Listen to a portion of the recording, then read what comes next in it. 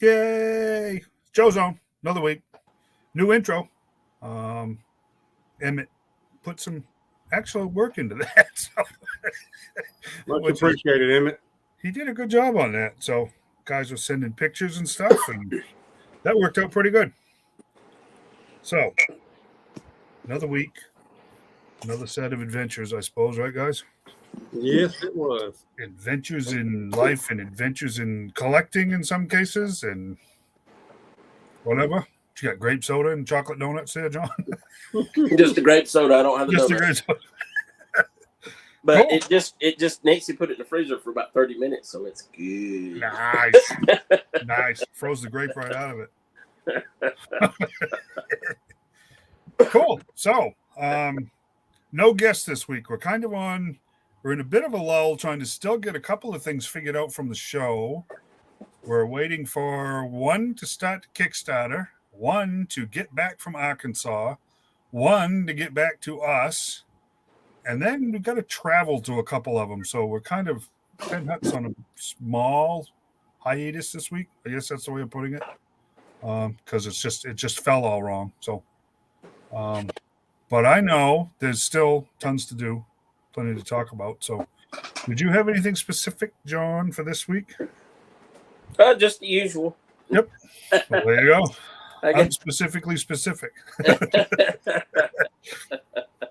So where to begin? I'm a little late. I had a prior engagement at 5 o'clock this afternoon, and Yeah, I saw that. That went well, huh? visited a church. It's about 5 miles down the road, but Cool. Got back and we had a mishap Friday night. Raccoon got one of Nancy's chickens. Oh, raccoon? Yeah, we didn't. For 6 months, they wandered around the yard. They put themselves in the coop when it gets dark, and they're fine. And she went out Saturday morning, found feathers all in the coop, all across. Went over the fence. I mean, our yard's fenced in, but apparently raccoon. We didn't know what it was at first. I thought it might have been a coyote because there was feathers on top of the fence, so it went over the fence with the chicken. And they're like her kids because they follow her around the yard. And yeah. She's all tore up about it and all. But we went out there at 8 o'clock. There he was out there, and we had the chickens in the coop with the door closed. Sure. And so I went up, borrowed the trap from my brother, and I went out there and set it. That's part of why I'm late getting in here. I was trying to get that thing set before dark. So hopefully there'll be a coon in it when I get up in the morning. Hey, Nancy, sorry about your chicken. Rest in peace, Miss Clucks-a-Lot. All right tonight, Dave. Yeah, I'll tell you a funny story. I for those of you that don't know, I have St. Bernards. I love St. Bernards. They are my breed, and we have one big male now. And years ago, Maine has a real bad tick problem, and they all carry Lyme disease and stuff. So the big thing was everybody getting guinea hens. I don't know if you guys know what guinea hens are, but they're these weird chicken-like grouse birds. You set them suckers loose on your property, they'll eat every tick within a half a mile, and then every tick after that for 2 miles. I mean, they just wipe everything out. But a friend of mine, his brother had a St. Bernard up on the coast, and he said the guy's very expensive. His neighbor's very expensive guinea hens kept disappearing. Didn't think much of it. So, of course, the guy finally comes over and confronts Joe's brother about his dog eating his guinea hens. They were standing there having this extremely heated debate about whether or not that St. Bernard was eating these guinea hens or not. Here comes Joe's brother's dog. He just kind of moseys on up, just sits right next to his owner and commences to cough up a giant pile of guinea hen feathers. And so that solved the debate right there. Yeah, that was kind of funny. But anyways, I digress, right, as they say. Yeah. Back at it, John. I'm sorry. I couldn't. Oh, no, that's fine. So, by the way, hope everybody had a great 4th of July this past Tuesday. And time to celebrate. We got the day off where our European buddies, they were at work. So, yeah, it serves them right. Little hint, in case you didn't know, they don't celebrate 4th of July in Europe. especially They do not. No. Nope, they don't see the humor in it. we had some consult. This is probably back in 2009. We had some consultants, and most of them were from Europe, and a couple of them were British and all that. We were sitting there talking. They were here during the 4th of July, and talking about barbecue. And I asked one of them. I said, "What are y'all doing for the 4th of July?" And he said, "Well, we don't really celebrate that holiday." I said, "Oh yeah, I guess you don't, do you?" Anyway, so it was anyway, we planned on having a cookie out and all, and then I don't know, we just one thing led to another, and then she wanted to go do some hiking, so we went up to one of her favorite waterfalls up High Falls over past Fife over that way, and we got over there. It was done after lunch, and so kind of a spur of the moment thing, we decided to drive on up to the Deep, and I thought, well, nobody's made it up there to pick up our comics. So there you go. I thought, well, we'll drive on up there. She wanted just to get out, do a little riding around also. We drove up there, and so I picked up our comics, our Void Rivals. Void Rivals. There we go. I forgot the name of it. So anyhow, I picked those up. While I was there, I was going to make it a point because like I said, I'm 2 hours away from the Deep, so I don't get to go up there that often. So I was going to make it a point every time I go up there to pick up one of the Super 7 Joes, because they've got all 8 of them that's come out right now. Cool. And I've got the Baroness and the Bat, so I kind of got hooked on those. But I got up there, and lo and behold, they had 2 of the 3 remaining Silverhawks that I need. And so I ended up, Oh, that's I was like, cool. well, and then I couldn't decide. I said, which one should I get? And so Nancy finally convinced me, just go ahead and get both of them since we don't come up there often. So Right. I went ahead and got both of them. So I hadn't opened them yet, but I did get Steel Wheel. Oh, nice. There we go on that side. Maybe my camera's all wonky on this side. And Boy, that's I a had nice box. the Transform Monstar, was the big one, and then I found the Limbo Mob Kingpin. And believe it or not, this thing was the same price as the regular, $54.99. Wow. It comes in a little bit bigger package because they put 2 extra heads, and he's like, he's got crazy hair day going there, But this is a pretty awesome figure too, and you can't. I'll have to take it out of the box, maybe show it next week. Cool. I hadn't had a chance to take them out or anything yet, but thought that was pretty good. So I got to find a Buzzsaw, and I think that'll catch me up on those until Wave 3 comes out, or Wave 3, I believe it is. So anyway, I don't know. Those are just. I'm really impressed with those figures. Me too. I wasn't gonna get into them, and then I did. And then you did. That's right. Yeah. So I had nothing to do with this one either. He was all on his own on that one. Yeah. Well, Timothy kind of helped me out on that. Well, actually, I picked up the Bat at the Deep, and that kind of got me hooked. And then Timothy made us that deal on them Thundercats, and I'm it's or excuse me, Tim, and then I seen the Silverhawks and done that trading with them statues and got it. But anyway, so Target, I made it down to Target. Everybody talking about the clearances. I did find a Road Ripper for $16.49. I got you one put up, Shane. Okay, and I'd been holding out from because I'll be honest, the Masterverse are nice and all, but the deluxe ones, I just kind of hate paying like $35 or whatever. So Yeah.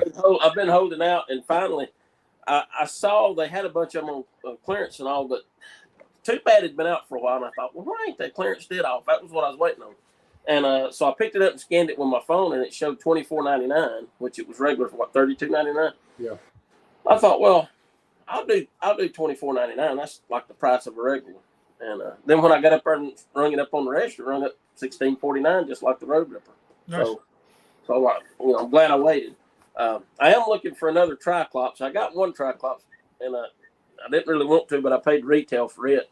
And so I was kind of waiting to try to get another one on clearance so that I could put him in the ceremonial robe or whatever. Mm. And so I'm still looking for another Triclops, but I probably missed a boat on those. I hadn't seen any in a while, I'll be honest with you. So, but anyway, I also got in my Arctic bats. Yep. And I'll say I'm kind of impressed with the new head sculpt and the chest piece.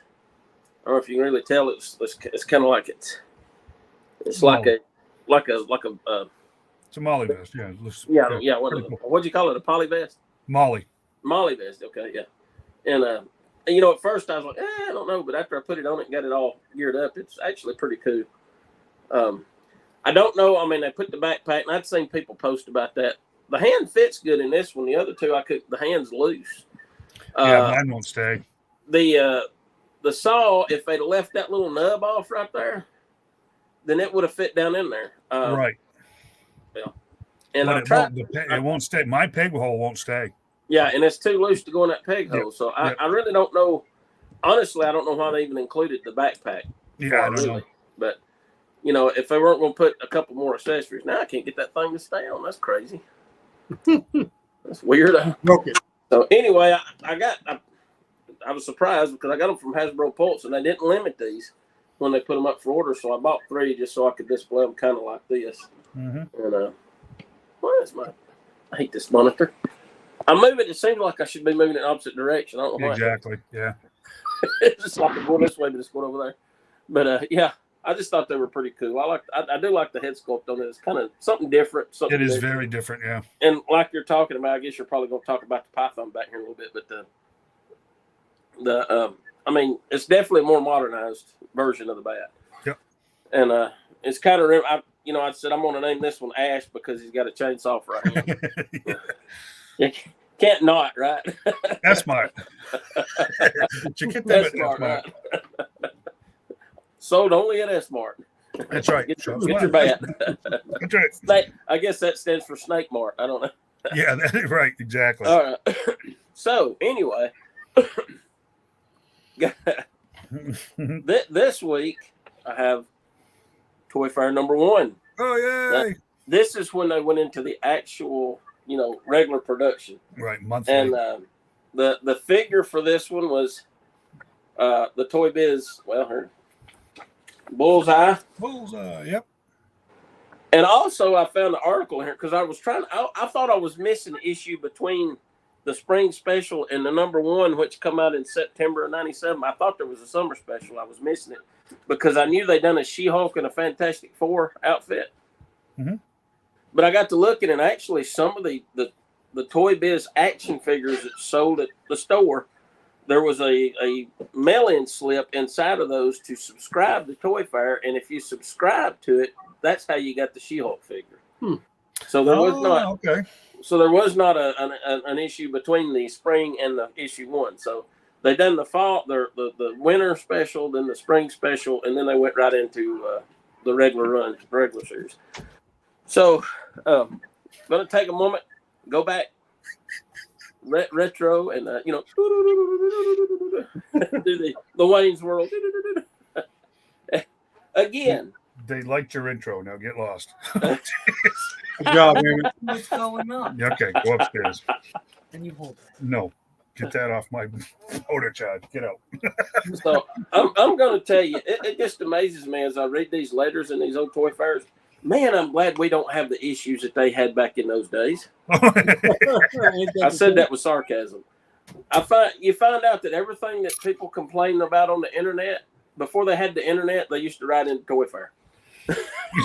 This is like 26 years later, still a broken record.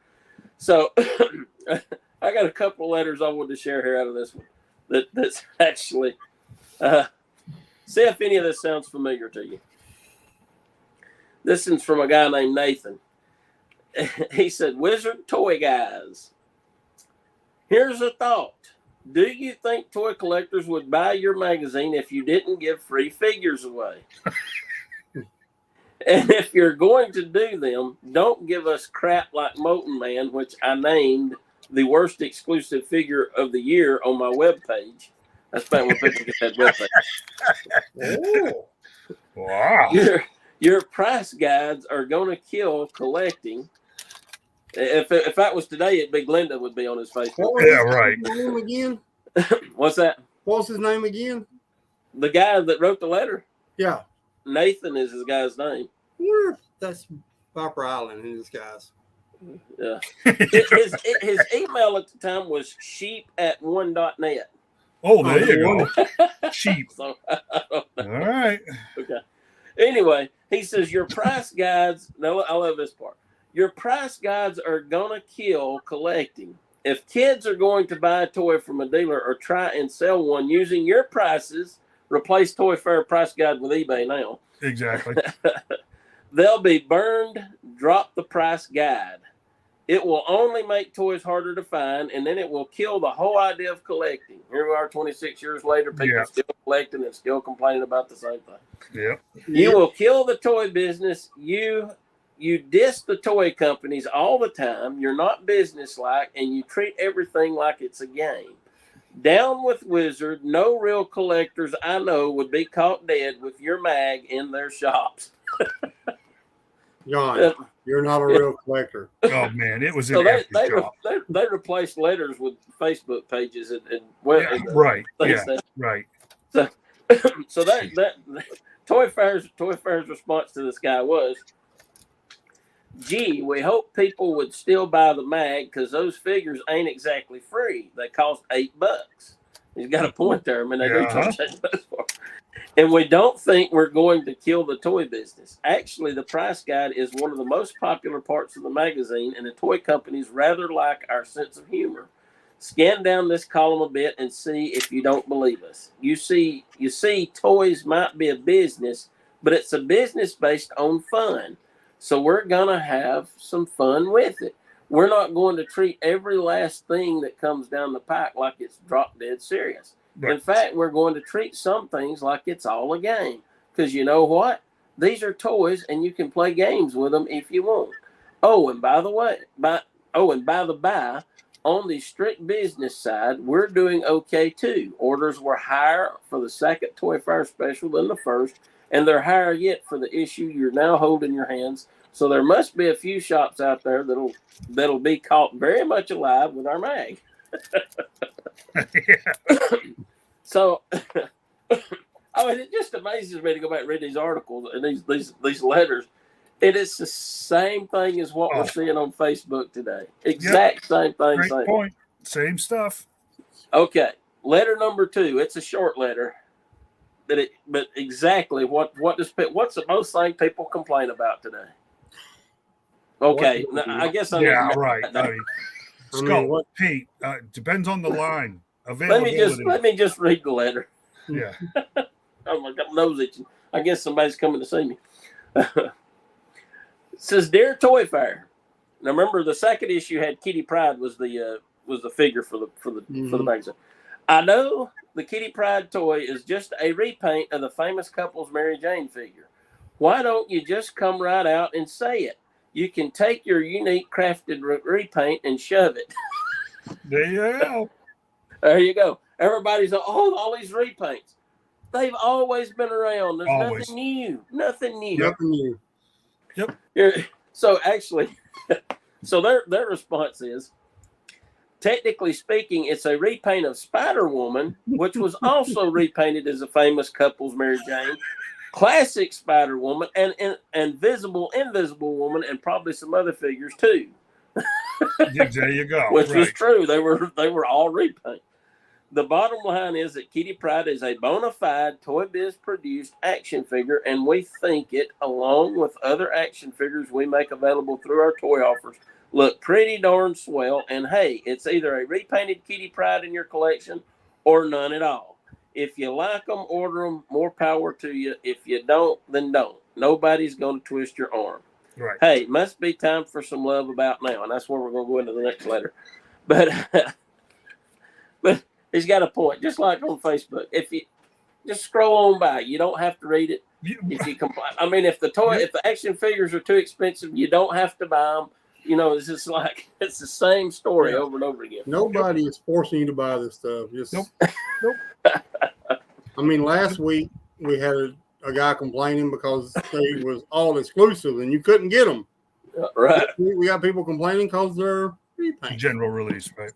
Sounds really. And you see here they were complaining about the exclusives being repaints. Mhm. So, Yep. all right, I'm not gonna. I got 2 more letters. This next one is actually from. I don't know if I'm pronouncing his last name right or not. Brian Polito. I do believe he's the creator of Lady Death. Oh, I don't know. He signed it. Creator, publisher, Chaos Comics. He actually wrote into Toy Fair. Wow. Cool. On their next issue. So I thought I know a lot of guys are probably fans and are familiar with him. So I wanted to read his letter, and he makes some good points here. He says, Toy Fair. I enjoyed the second Toy Fair special on a bunch of levels. First, the loose, irreverent presentation. This isn't a clinical study of the late 20th century socio-toyological phenomenon of action figures archetypes. Oh, that's a mouthful, isn't it? Yeah, It's a simple premise. Toys are cool and meant to be played with. You're supposed to have fun with them. You capture that very well on the page. I also loved and appreciated the coverage of more action collectibles because, heck, I'm involved. You guys represented our message and intentions perfectly. We thank you for that. Now here's my gotta eat crow department. I threw a couple of disses around in the size up the competition sidebar. Specifically, I dissed Toy Biz and McFarlane's Total Chaos. I thought Toy Biz should step up and lead the field. And you know what? After seeing Toy Fair 97, talking about the New York Toy Fair, they're doing just that. I'm totally excited by their new figures. Wendigo, Absorbing Man, Cool, and Total Chaos initially impressed me as a filler, not to mention it appropriated a company name that I'm fond of. But Total Chaos, too, looks very cool. Talking about the Total Chaos McFarlane line. McFarlane and company has created a new standard. I see others stepping up to the plate now, and you know what? That's good for all of us toy freaks. In closing, I got to say it's a blast just to be involved in the toy field. From what I've seen this year is shaping up to be the best year for action figures. I can smell it. It's the beginning of the golden era of toys. There you go. And he's right. I mean, it was right. Yeah. McFarlane raised the bar with his figures and set it high. And I'm gonna show. Actually, I dug these out. Actually, when I was cleaning in my shed, I found it. I forgot I even had them. A lot of the because the Moore's collectibles, which was featured in the last issue that we talked about last week. They were doing the Lady Death action figures and things. Yep. And these were direct to like comic book stores and specialty market. They weren't sold in Toys R Us, Walmart, or any of those places. This started with you guys. Here's a little trivia for you. Do you guys know what the first specialty market action figure, comic-based action figure was? No. It was probably in '96 when the first figure come out. It was the Warrior Nun Ariella. Okay, makes sense, right? Yeah. The Warrior Nun Ariella. That was a very popular comic time. That was the first. I remember getting one at a comic book store in Cedartown, Georgia, and yep. Cool. Because I thought, man, this is because you can't get them nowhere. You can't get them like at Walmart or Target. Yeah, right. Or, they never would have sold them.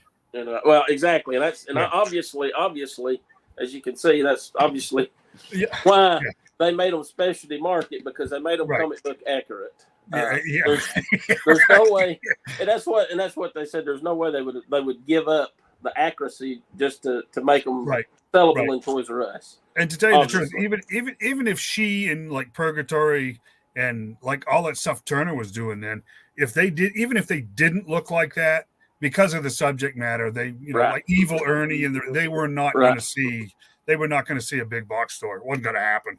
I don't because what I got, and I'm gonna show them here in a minute because they actually talk about it in the magazine. Here's the Witchblade figures. Those are the ones I didn't even remember having Lady Death. I don't even remember where I got her from. I just know she was happened to be in the box. But the thing with me, what got me about these, and like I said, these they were setting the bar too. Actually, more action figures. I don't know if you can see it, and you can't really see it, but the detail in the hilt on that sword.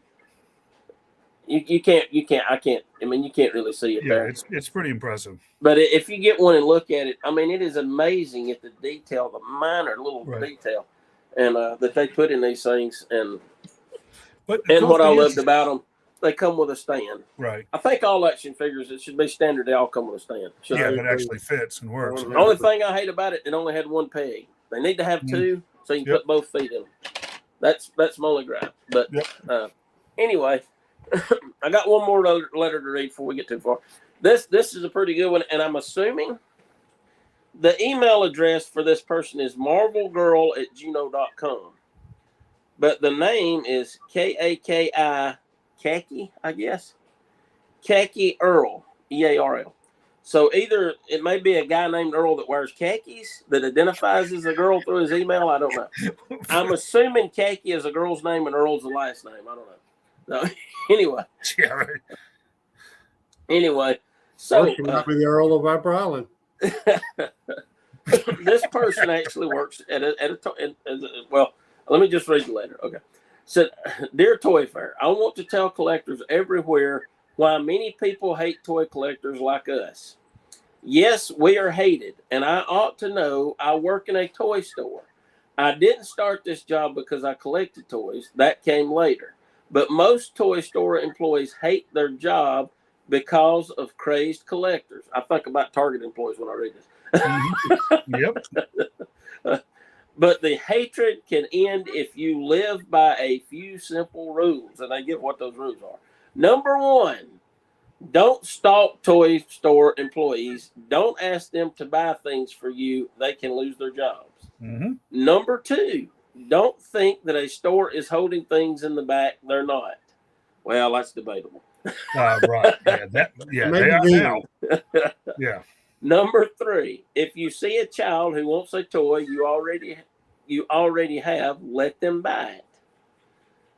I think even if you don't have it, if you see a kid wanting it, let them have it. That's what they're for. No, I agree. Yeah. And number four, never hurt anyone for a toy. It's only a toy, for crying out loud. Shane. Kick them. I wouldn't say never. I wouldn't say never. Kick them.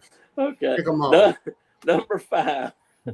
Don't take toys from other people. The toy gods will eventually get back at you. And number 6, teach what you know. I've never allowed anyone in my store to get first dibs on collectible items. They buy after it's on the floor, never before. But I have been bribed, kicked, Shane, stalked, and yelled at by crazed collectors. When it said kicked, I thought, man, is Shane collecting toys back in? Luckily, I've never been to Canada. Many collectors are nice, and I've learned to hate only the evil ones. All you good collectors who only buy what you need, please don't join the dark side. So, again, you see, harassing employees and, all that stuff. It's nothing new. It's been around for 30 years or longer. I still say most of the time people that are behaving that way are the scalpers, because you're getting between them and a dollar, and they're just mean, nasty people. This is their livelihood as far as their attitude goes, and you're getting between them and a dollar, and it's most of the time those are the people that were. And I have to tell you, I think anybody here that collects, it's actually listening. Matchbox collectors were always the absolute worst. They made Star Wars collectors look like, the Muppet Babies. Oh, yeah. Come to the way those guys acted in the stores. I mean, it's just like. And I'm going to tell you, and I may have told y'all this before. And this was back around this time, probably 96, 97. Well, it was about, it had to be 96 or so. It was late 95, early 96. Just when the Power of the Force come out, the Power of the Force 2. They put out the Obi-Wan Kenobi. And you had the one with a half card back into the full Yeah, or yeah. the half photo on her. But anyway, when they first come out, you couldn't find Obi-Wan Kenobi nowhere, and he Right. was selling on the secondary market for $40. Yep. Now $40, you're thinking, well, gosh, that's the price of a normal action figure now almost. But you're talking about $95, $40 for a figure that retail for like $4. Yeah. You know, that's Yeah. 10. That's 10 times the markup. Yep. Mhm. And I remember being in the Target over in Cartersville, Georgia, and they just put out the land speeder, and it had the Luke and the Obi-Wan sitting in the seat of the land speeder. And I remember this kid looking at it, and he started talking to him. He said, you ain't seen a Obi-Wan Kenobi over here? I said, no, I hadn't seen one. I said, he's pretty hard to find right now. And he said, I'm trying to find one so I can put him in the land speeder with Luke. So he saw Luke and Obi-Wan on the box. Sure. Right. He related, hey, that's who goes in it. And he Right. was trying to find it to complete his set. You know, he wanted the land speeder with Luke and Obi-Wan in it. And I'll tell you, if I'd had an Obi-Wan and I'd had it in my hand right then, I'd yeah. give it to him. Oh yeah. Oh, yeah, Absolutely. no doubt. And I think, if there'd been 5 hanging up there and one of these guys in it for the dollar would come by, he'd have took every one of them. And Oh not yeah. even let- They didn't have any conscience about that. They still No. don't. If you ask me. And people forget they're toys first, Yeah. And yeah, I agree. Some of them are now made for adult collectors, and it tells you that. And, like Shane said, you got an area over in Walmart and electronics, more adult collector type toys. Right. Right. But those on the toy aisle, those are meant for kids. Yep. I mean, honestly, and Oh, it's people need to true. remember that before they snatch a, or before they Right. kick a kid, knock him down, and take his toy. Yeah. Shame. No, I mean, yeah, I think we really do need to keep that in mind, that we as adults, we are outside of our lane here when it comes to the toy aisle. It is meant for kids. And I will say the classified line is not a kid's line. it is more of an adult line. Yeah. I'll agree with that. And most of what McFarlane's putting out is not for kids either, because they're just not interested. Yeah. But a lot of the Power Ranger stuff, I can actually see some of the Indiana Jones line being definitely kid oriented. I don't think the 6-inch figures are. Well, they Yeah. have a more of a kid friendly Indiana Right. Jones. They do, yeah. Now, Yeah. They look cartoonish. Exactly. Yeah. So to me, those should be the ones in the kid aisle. Yep. Yep. No doubt. Just a little disclaimer: I have never really kicked any children. Yeah. No, And we that's- know that. That's what We I was know going to Couple say. scalpers, maybe, but no children. Yeah, I was going to say, I know we joke Marshall. about Shane kicking kids and taking toys away from them, but I have no doubt in my mind that Shane would easily give a child a toy Oh yeah. if it was one that they wanted. Oh, yeah. Especially have if no it was broken or the package was ruined. yeah. They look close. Actually, me and Corey talked about that today. I'm all about passing everything on to a kid, man. Yeah. Right. Because if we don't pass the love we have with these toys on to kids, it'll die, man. Oh yeah. I mean, it's quickly. so close now that it's unreal with video games and stuff like that. And Yep. I mean, it's very close. Yep. To the next generation. When I started collecting the classified lines, I thought I'd get my nephew into it because he used to sit down and watch the cartoons with me all the time. And I bought him all the way 1, all the way 2 classified lines, and he just wasn't interested. Yeah.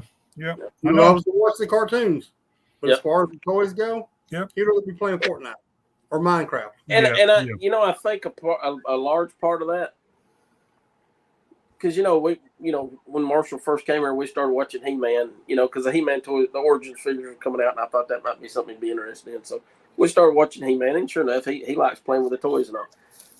But and the problem today is, used to we had 3 networks, and then Fox come on had 4. All the kids in your class watch the same thing. Yes. Now, Exactly. you may not have 3 kids that watch anything that's the same. Exactly. Yeah. And if everybody's not watching G.I. Joe and talking about it at school, then the kids just aren't interested. It don't pique their interest like it used to. That's I mean, true. used to you go to school talking about, talking about the cartoons, the Saturday morning cartoons, what happened on all of them, and streaming has changed everything.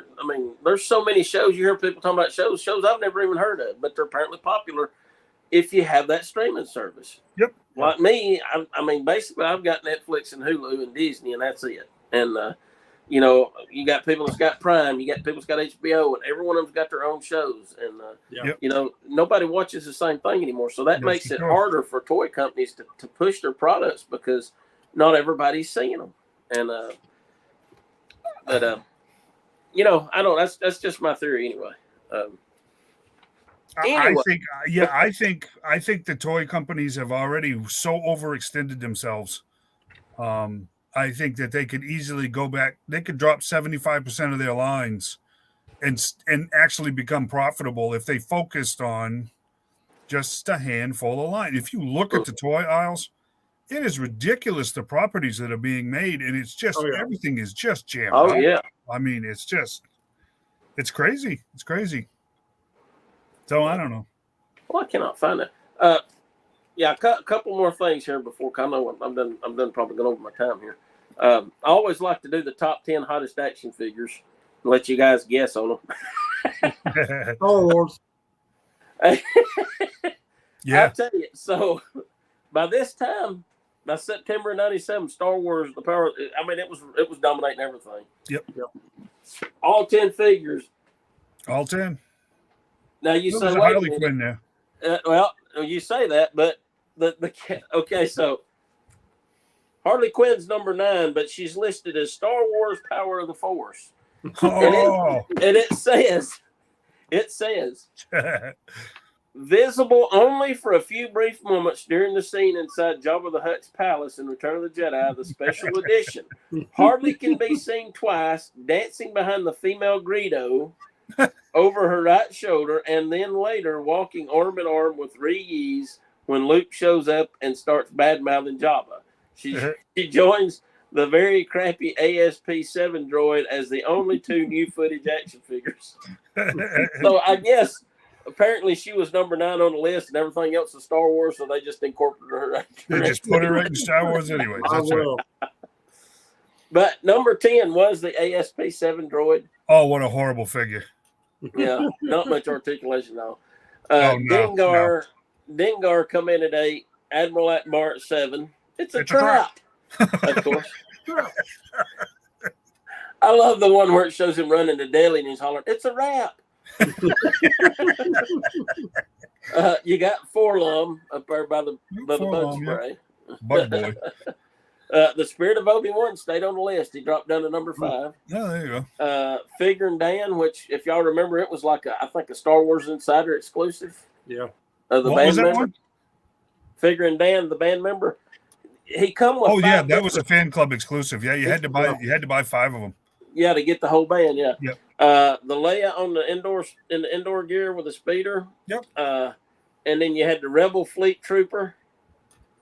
And then you had the movie, the special edition movie figure that they give away at the theaters. It was very limited. Yeah. That one hit number 1. Yeah. Boy, that talk about a row that was. Man, there was trouble in the theaters because they ran out of figures. Oh yeah. And it was. I can't remember how many. I think it was only like 10,000 of them or something like that. Yeah, something like that. Yeah, only a few theaters even got 50 of them. It was pretty for all of the showings. It was pretty crazy. Yeah, I got to hit. Just I'm not gonna read. What I need to do is take pictures of these, send them to Shane so he can just put them up on the screen. But there was the article I was looking for, page 16. But I wanted to. Now I can't. I'm gonna have to put me bookmarks in this. So. The Twisted Mego Theater was Super Villain Jeopardy, and you see there they had actually done an Alex Trebek figure for it. The contestants were the Red Skull, Mr. Mind, which I believe that was a Shazam character. Shazam, the worm, yeah. The worm, and then of course Victor Von Doom. And what I can't help this cracks me up. Maybe it's just me. I don't know. It's got. I'm going to start kind of in the middle where they're answering questions, and I don't know if you can see it. He asked a question like, so one of the categories is DC acronyms. So he says, this DC hero has the speed of Mercury. And you see the Red Skull buzz, and Doom's just says click. And of course, he says Shazam. Asked another question. Let's see. This group contracted the Terminator to capture the new Teen Titans. Red Skull says, "Und what is the hive?" You know, buzz, click. And you got the little expression marks over his head there, like, what's going on here?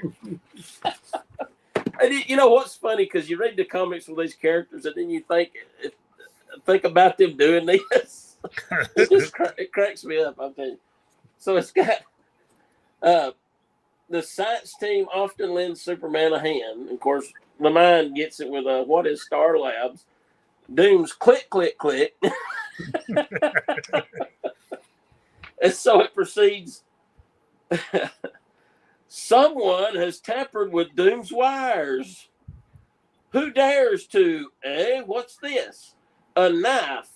Insolent worm, you dare meddle in the affairs of Doom? And the worm, Mr. Mind, replies, me? It's a World War II issue knife. It's got a skull on it, and even if I wanted to use it, I don't have any hands. Blame the Nazi. So he said, and another thing, would you please stop talking in the third person? It's so annoying, smish. And he squishes the worm with his hand. But the next part's what gets me. He says, consider the worm's winnings the property of Doom. You may now continue. That sounds so much like something Dr. Doom would say. It was great stuff. It really. I'd like to talk. I'd like the opportunity to actually talk. It's been long enough. They could probably tell you what really happened, because it literally, guys, disappeared overnight. It did. That last issue came out, and the back page was always a preview of the next issue, and they had all the layouts and everything else. And it was the very next day that the rumor was there will be no more Wizard, and Toy Fair is gone. And Wizard and Toy Fair swore up and down it wasn't true until the date that Diamond had set for those to show up in comic shops, and there were none. And then there was, as far as I know, very little comment was ever made about it, other than everybody being really ticked off, and guys that were subscribers were furious. And I'm gonna have to look at it. Find out what really happened. Yeah, I'm gonna have to look at it. Yeah. The last thing I wanted to touch on right quick, and it's the Toy Fair news pertaining to the Witchblade figures. It says Witchblade is jumping off the comic book page and into the toy market. Top Cow Comics and More Action Collectibles have announced a deal to produce 2 lines of action figures based on the popular Top Cow comic series Witchblade. I didn't realize this. It says here the first assortment release of 4 action figures is scheduled to debut in early 1998 with a $9.95 retail for each. $9.95 was pretty expensive for an action figure back in '98. Yeah. But again, these were specialty shop. So this is how the Witchblade figures came to be, and there's the statement that I was talking about earlier. It says the sets will be sold directly to retailers for the collector's market and will have a limited production run. We don't want to sacrifice the look of the figure because Toys R Us thinks the anatomy is too exaggerated, said Claiborne Moore. We're selling to the mature collector, and the figures will be outfitted exactly as they are in the comics. Right. In other words, we're not giving them big guns just to have big guns. Right. So that's why these were in the market. And I got, like I said, I bought the Witchblade ones because I just thought, I mean, obviously they're scantily clad. I mean, that's part of the comic. But it just amazes me at the detail in all this, like the witch, I don't know what you call it, but I guess that's actually the Witchblade, the gauntlet. Yeah, it's the Witchblade, yeah. I mean, I don't know if you can really see that, but I mean, it's just. Oh, yeah. This was before computers were doing all this stuff. Exactly. Mm-hmm. Yeah. I mean, the detail, and of course, you know, you talk about repaints. You know, they put her in black with a cape. It was cold that day. Black cape with gold, you know, instead of the, you know, I just kept, you know. But I mean, even the weapons, like I said, I mean, look at the articulation, and it's 2 tone. You know, most things were painted all one color. A lot of exactly, times. yeah. but you can see the dark, the highlights, and the black mixed in with it. Another one that just was kind of amazing to me was the medieval Witchblade. Oh yes, yeah. The leggings, the detail in them, the ponytail. I don't know if you can see the ponytail. Yep. Again, I mean the sword. I mean, look at that, gray, black, and kind of green. It had three colors in it. Yeah. I mean, that was really unprecedented to have that many colors in it. Yeah. Let's see, where's he at? You keep showing these figures, our audience is going to go way up just to look at those. But I tell you, they have more clothes on then than they do now. Some of them do, yeah. I mean, look at this. The sculpting. I mean, like, you see Venom now that's got all but I mean, it's got the, I don't know what you call it, part of the witch gauntlet or whatever. Tentacles, tendrils, something, whatever. But I mean, the detail on these are just amazing. Like you said, they weren't doing it with computers back then. They were sculpting these. Yeah. I mean, you had that was Kenneth Irons, and I don't forgot this guy's name. I don't know. And actually, they done a better one of him. I didn't realize I made this many of them. I didn't realize I had this many of them until I found them. This is him with a, and this is, I mean, like I said, it's, I mean, like the detail in his coat. Look on his shoulders, the shoulder pads and all that. Yeah, pretty impressive stuff. Yeah. I mean, these really did. But McFarlane started it with the Spawn figures. Yes. And then more collectibles just raised the bar even higher with these. Yep. And, I mean, it's because of these companies that we have the figures we have now. Yes. That they look the way they do. Yeah, because, and honestly, I mean, I think Hasbro and Mattel and all us, and we're going to have to step up our game. People's, starting to sway toward these other toy companies because they got such, and obviously, I mean, they had 5 points of articulation. Yeah. And the thing is, the more articulation you have, the more of you lose more of the sculpting. The detail, right? See, that was detail. Yeah, that was the argument. That was the argument for a long time back in the 90s when these figures started coming out, was what the give and take was between sculpt and articulation. Yeah. Right. I mean, but the figures you're showing here, those are a different animal altogether, because they were screaming for sculpt and they didn't need articulation. Right, because those are going to be shelf queens, so to speak. Right. Yeah. Now, with computer design, you can have a lot of both. But, and I'll say, the NECA Godzilla figures that came out a few years ago, those are probably some of the most just because of all the scales. Those are some of the most detailed sculpts you're going to find out there. But those figures are also $70. Mm-hmm. They had scales, they had detail, and they had articulation. We don't have those problems anymore. But I remember back, John, you guys remember, that was the argument back in the day. Is it going to be sculpt or is it going to be articulation? You couldn't have both. Right. You couldn't do it. You could not have both. And, it was the golden age of toys, but I'm liking the silver age a little better, because some of the stuff is, we got the best of all the worlds when you think of it. I mean, and the thing is, if you notice, and I think Playmates kind of started this with the Wildcats and the Star Trek, but even more picked it up. You notice they got the collector number on the foot. Yeah. Mm-hmm. So every figure was individually numbered. Yep. This one is this particular Witchblade is number 17,188. So there was at least 17,188 of them produced, which still was quite a few. But if you think about, I actually read in there, they estimated at the time this Toy Fair #1 come out that there was 1.4 million toy collectors in the United States. Yeah. That was the estimation, 1.4 million. So if you think about it, 17,000 seems like a lot, but really it's not. It's a drop in the bucket. I mean, it's for a niche market within a niche market. That's a lot. That's a heavily produced figure. It is, yeah. For like I said, a niche within a niche. I know some of the Playmate Star Trek figures. Some of those, I mean, they were over 100,000. Oh yeah. Some of those had collector numbers over 100,000. Start the first waves, and then they cut back on production, and they weren't as many of them. I remember they had the 30th anniversary. It's been 1996, from 66 to 96. 30th anniversary Star Trek convention in Huntsville, and they had a Where No Man Has Gone Before Sulu, and I want to say it was. Boy, that's ironic considering George Takei, isn't it? Yeah, I can't remember. I think it was. Sorry, but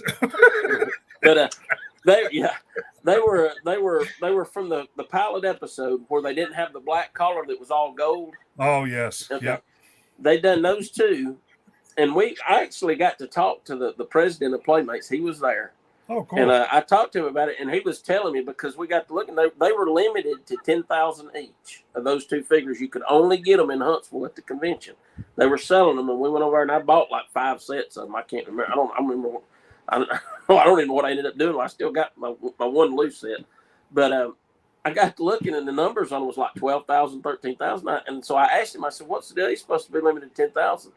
And he said, what happened was they was in such a rush to get them out for the convention, to get them there for the convention, that they forgot to reset the machine that numbers them. Wow. So it started out at like 10,000. So you didn't have you never had a number one. It was always, higher numbers. But I do have, and that I got it in an auction back when you had to actually call in. You get a Toy Shop magazine, as a matter of fact, and I should have brought that in here. Toy Shop, you remember Toy Shop magazine? It was like the a newspaper, yeah. And they had auctions listed in the back, and they actually had B'Elanna Torres from the Voyager series. That series had just come out. They had number one, the collector number 1, 00001, and I called in and bid on it, and I won the thing, and I still got it today. I ended up getting it graded, as a matter of fact. And it's funny because I got it, and I was waiting to get it when I went to the con, and I saw they had auctions there for those low number figures, and they listed B'Elanna Torres number 1, and I'm like, how can that be when I just I won it in the auction? And I got over there, and they said, well, it was a goof up. They actually had number 2 at the show, and that's what they auctioned off. And what happened was he. Because I'd asked him about that. I said, look, I just won this in the auction. I said, but y'all have it in your book. And he said, well, they didn't realize it till they got there that it was number 2 that they had, not number 1. And apparently they would send some of them, samples out to some of the different toy store owners or whatever to for like samples. And I guess one of them got number 1 by mistake, and then he put it up for auction, and I won it. Oh, no kidding. So.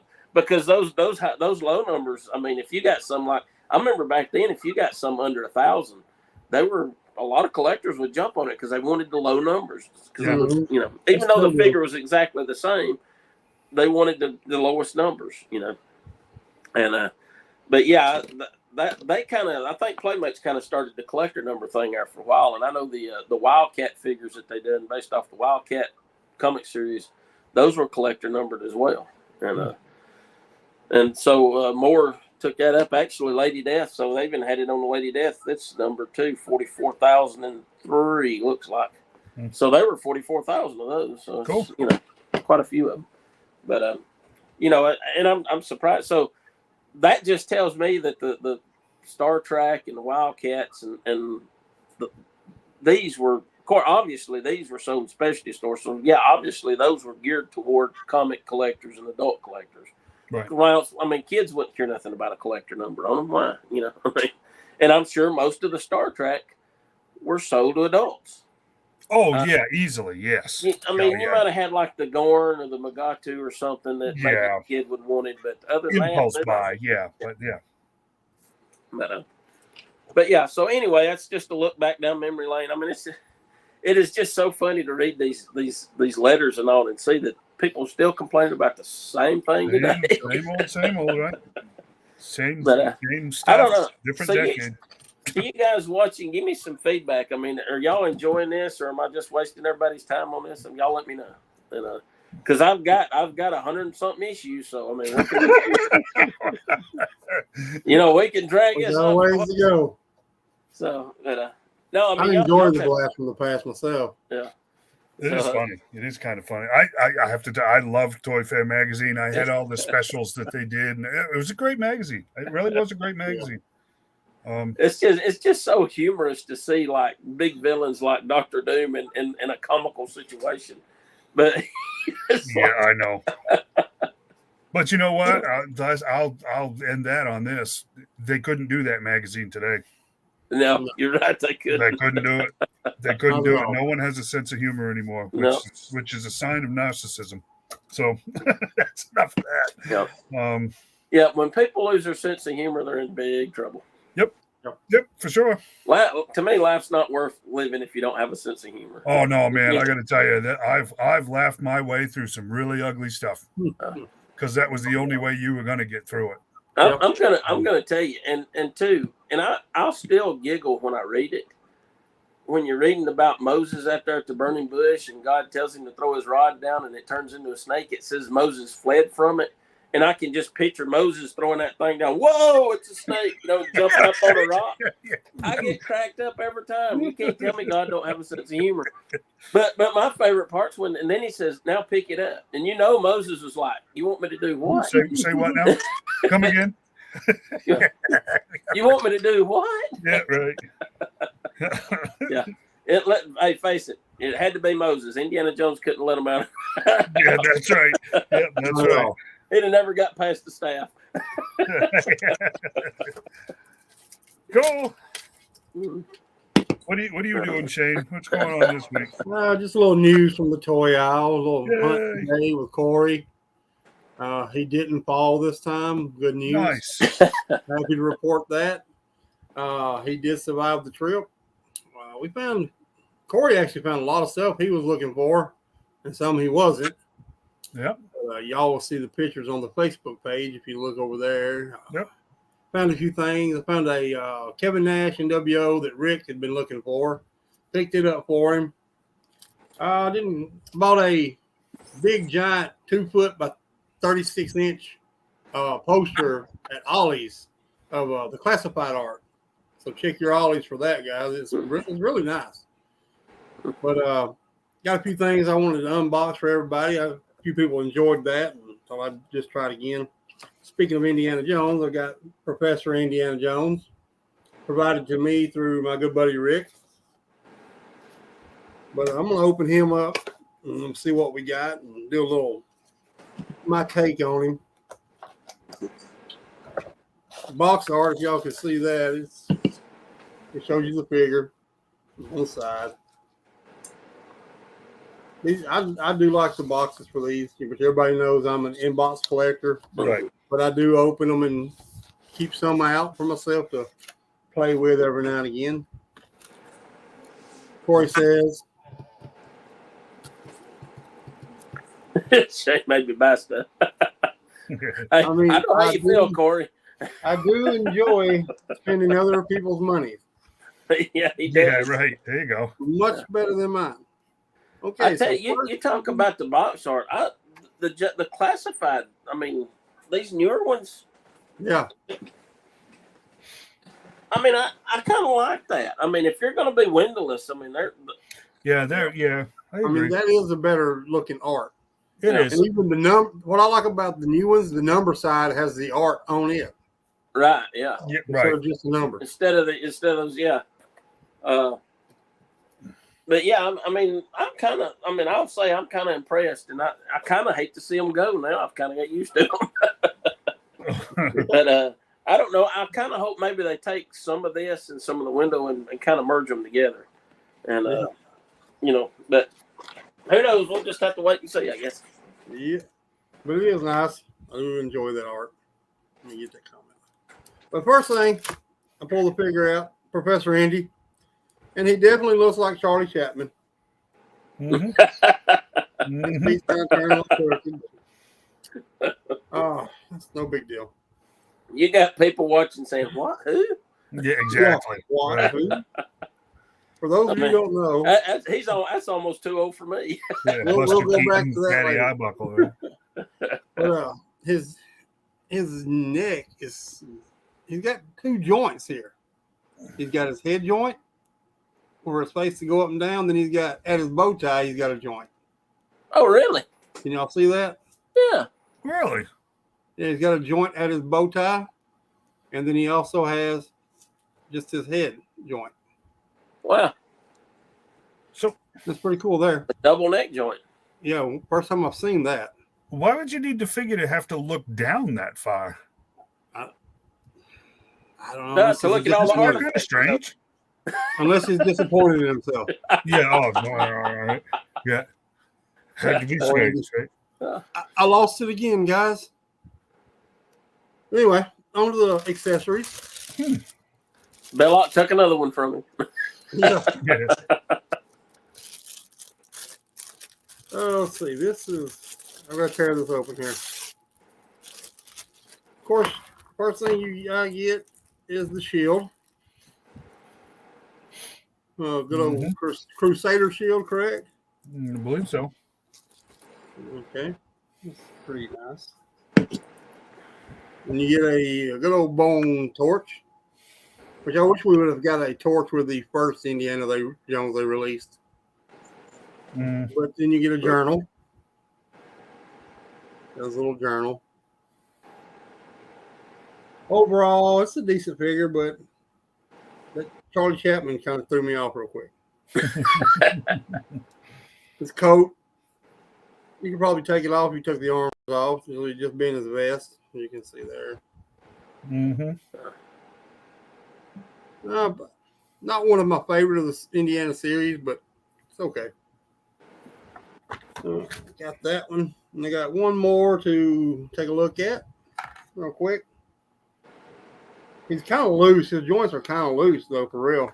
His leg joints. I just set him in the box and his leg bent. You can see how loose that is? Yeah. Which I'm not complaining because most time you got to boil them in hot water to get them Right, in the right. moon. All right. And boy, he can do some dancing around, I guess. Arm joints, too. Well, when the Dial of Destiny Indy comes out, it'll probably have real stiff joints. Yeah. And a cane. Because the older you get, the stiffer you get. Oh, man. Things don't bend that used to bend no more. You know? Oh. Yeah, and some things bend that never used to bend, too. Corey picked up Kazim for me. I think I said that right. Kazim. Kazim? Kazim. Shazam? Where's Mr. Mind? Ask him. Salabim. Anyway. Sim Salabim. He was a protector, right? Wasn't that what he was of the Grail? The Grail. Yeah, he was. Yeah. He was a member of the a group that protected the Grail. Yes. The Sons of, what were they called? I can't remember. I can't remember. I Sons probably of watched that something. movie 100 times and I can't even remember now. That's another sign of old age. I remember the controversy with the character because he has a red fez, right? Yes. Well, for those of you that don't know the history of the red fez, that fez was to symbolize their hats being dipped in the blood of the Crusaders, the Christian Crusaders in Morocco. So Right. it was kind of there was a bit of a rub back in when that movie came out that a defender of the Grail, which is a definite Christian artifact, was being defended by people with red fezzes on. Mhm. It's just Yeah. something that it was just an overlook. But again, you know what? That was 35 years ago, and people made big deals out of silly things, so. Well, see, I was sitting there thinking, why is a Shriner, on the Grail? Shouldn't they be out raising money for Children's Hospital? I don't get it. Yeah. They're raising his money. They should have been all riding around in the little motorcycles. Yeah. The little go-karts and stuff. Why is he on a horse? Where's his little go-kart? Okay, so he comes in. Charlie Chapman too. What is Well, up with that? I don't know. It's kind of weird. Just stabilized it, makes them stand up better? What is Drops that? it down in the box easier, I guess. It don't hang going in. Oh boy, kind of scared to turn his little feet too.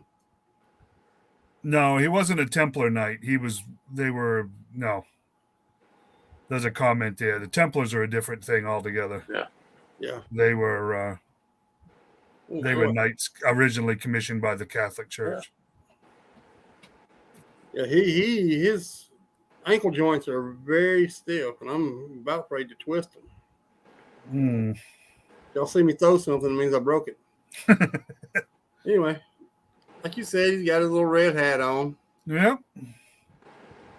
Solid looking figure. His knees are twisted. Might be why his feet was charged. That looked bad. Oh man, that looked bad. Wow, that just looks bad. Yeah, you got to twist his legs around. It was all twisted up. That's what it was. Wow. This poor Man, they really got him. That serves him right for wearing that fez. Right, I got him fixed now. I had to twist his leg joints around to get him fixed, but he's good. There you go. But he comes with a little old pistol. I don't know if we can say that on here. Pew. Yeah, pew. Little pew. Yeah. I remember seeing this first time ever seeing one of these on John Wayne movie. Yeah, Big Mauser. Jake. Yeah, Big Broomhandle Mauser. Yeah. Big Jake. Yeah. His son brought it on, and I got him another pew pew. Pew pew. Yep. Another Enfield or something. pew pew. Oh, there you go. Yeah, he come PS with an arsenal. PSH. Yeah. Yeah, he's got plenty of them. Plenty of pew pews. Anyway, By the way, just he was part of the Brotherhood of the Cruciform Sword. that's it. Cruciform Sword. That was. Oh, see, that's what I should have remembered that. But yeah, I'm not overly impressed with these two guys. They're in the collection, so I've got to have them. Yeah. Probably. Yeah, but you know what? You can't. They all can't be home runs. I mean, that's kind of kind of the point, right? Yeah. I mean, he's going to be about a 6. Yeah. For me. And most of the figures from the Indiana Jones lines are going to be in like normal clothes. I mean, they're yes, right. They're Yeah, not. 'cause They're not. right. They're not Spider-Man or Gung Ho. You know. I mean, I think to me, I think they're putting these figures out a little too fast. I think they're trying to hit it like strike while the iron's hot while the movie's out. Yeah, I can see that, but yeah, to me, they're kind of getting them out too fast. I mean, this is definitely going to be the last one. So I mean, it is. Well, It's, yeah, last one with Harrison Ford. Yeah, well, and there is no Indy without Harrison Ford. Yeah. They can pretend otherwise, but it's not going to happen. I might have could have, because a lot of people would have liked to have like Short Round in there and him kind of take up the mantle, and I probably would have been okay with that, but that's probably the only way. I think anybody else, I mean, Shia LaBeouf definitely wouldn't. Matt Williams definitely would not be an Indiana Jones. Matt Jones was not going to be the replacement. No. They made that clear at the end of Crystal Skull when his hat blew off and he picked it up and then Indy grabbed it from him and put it on. Yeah, right. But other than that, just a little toy news. Legos are on clearance like crazy. I think they're getting ready to release some new ones. Yep. Just about everything you can think of, Lego is on clearance right now, from Star Wars to Harry Potter to Jurassic Park stuff, Legos, just massive clearance on them right now. Yep. In the toy aisle, we had, I found some Crimson Bats, found 5. There was a 50% off sticker, but it wasn't for the Crimson Bats. Really? Some other classified figure. I talked to the employee. She said it wasn't for that figure, so that's as far as that went. Well, I did get mine at 50% off. Yeah. Oh, I didn't get them. We made a trip over to, I don't know if you guys go to Books and Mean a lot, but there was quite a few things there. And Corey picked up a really awesome bat signal that actually shoots the signal up to 7 foot away onto the wall. Cool. And it was really neat. Heavy. It's made die cast. It's really heavy. Like I said, I found a bunch of new wrestling stuff at our local Walmart, which really shocked me. And when I walked in and saw it, I was like, wow, they've got something new. That's Wow. pretty much it. And that's where I got Rick, the Kevin Nash NWO Ruthless Aggression figure for him. But you know, that's what we're about. We're trying to help each other out. You know, we've all helped each other before, and any of the other people in the group looking for stuff. That's why we do our Find It Friday post. You know, I'm constantly looking back at that post and seeing who needs stuff and looking for it for them. So yeah, and you know what, guys?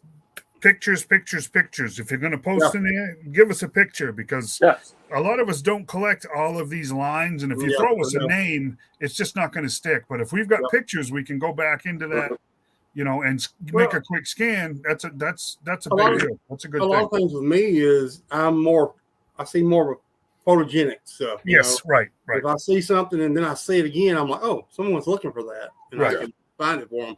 And that's what we're about, man. We're about helping each other find stuff. And, you know, we have all helped each other find a ton of things. And to me, I want to keep that going. Nice. But speaking of which, there was somebody last week that I think it was week before last made a comment they were looking for a lino. Yeah. You guys remember who that was? I don't. I don't remember offhand. I don't. But can easily look back. Yeah, I'll have to go back and find it. I did find that lino that I told him I thought I had. I did find it. It was the one that was Bandai put those out here about 6-7 years ago. Oh yeah. I got the 6-inch one if he's interested in it. If that person's watching right now, shoot me an IM and I'll hook you up with it. So cool. It was actually a nice figure. It had a lot of articulation on it. Very cool figure that they put out. I think they done him and Mumra. I never got the Mumra, but the new Thundercats from that cartoon that come out. I never saw the cartoon, but the figures just didn't speak to me.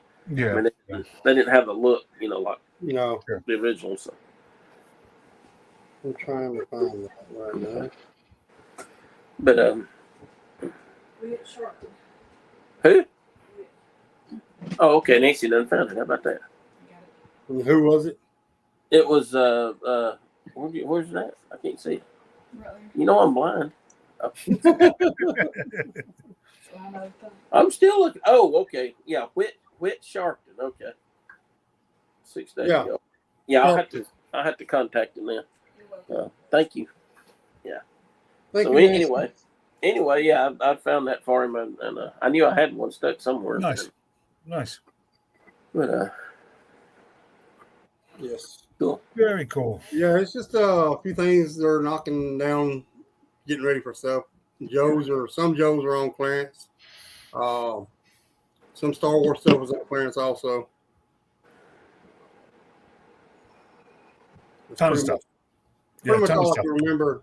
Masters of the Universe Origin stuff being on clearance.